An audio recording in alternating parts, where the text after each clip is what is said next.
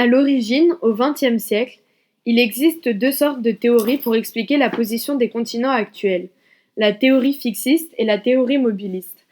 Alfred Wegener défend la théorie mobiliste. Il prétend que les continents étaient à l'origine regroupés en un seul, appelé la Pangée, et qu'ils se sont déplacés au fil du temps. Au début des années 60, l'étude des fonds des océans et l'accumulation de matière au niveau des dorsales due à des mouvements convectionnels permettent d'imaginer une expansion océanique. À la fin des années 50, les scientifiques découvrent que le magnétisme terrestre peut être enregistré dans certaines roches au moment de leur formation. Les anomalies magnétiques sont disposées en bandes parallèles et symétriques par rapport aux dorsales. Ces observations valident l'expansion océanique. L'étude des données sismiques nous permet d'observer que la lithosphère à caractère solide plonge aux endroits de convergence dans la ténosphère ductile.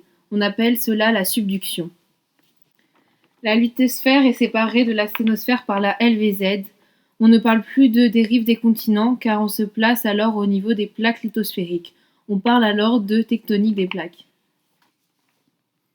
On établit le modèle de la tectonique des plaques. On observe ainsi trois sortes de limites entre les plaques. Les failles transformantes, avec un détachement, les dorsales, avec une divergence, les zones de subduction, avec une convergence. L'étude des forages sous-marins permet de déterminer l'âge des sédiments. On remarque ainsi que plus on s'éloigne de la dorsale, plus les sédiments sont âgés.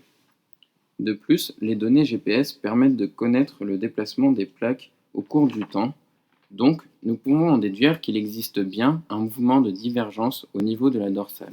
Les forages sous-marins et l'étude de la vitesse de propagation des ondes sismiques permettent de créer une coupe des composantes de la structure superficielle du globe. Au niveau des dorsales se crée un mouvement de divergence. Du fait de ce mouvement, la sténosphère remonte au niveau de la dorsale et subit une décompression adiabatique. Les roches péridotites rentrent alors en fusion partielle. Le magma étant moins dense, remonte à la surface et subit une cristallisation. Il y a donc une cristallisation fractionnée qui montre que le magma ayant refroidi à une température plus faible est au-dessus de celui qui a refroidi à une température plus élevée. Donc le mouvement de divergence permet une création de matière qui permet d'appliquer le renouvellement lithosphérique.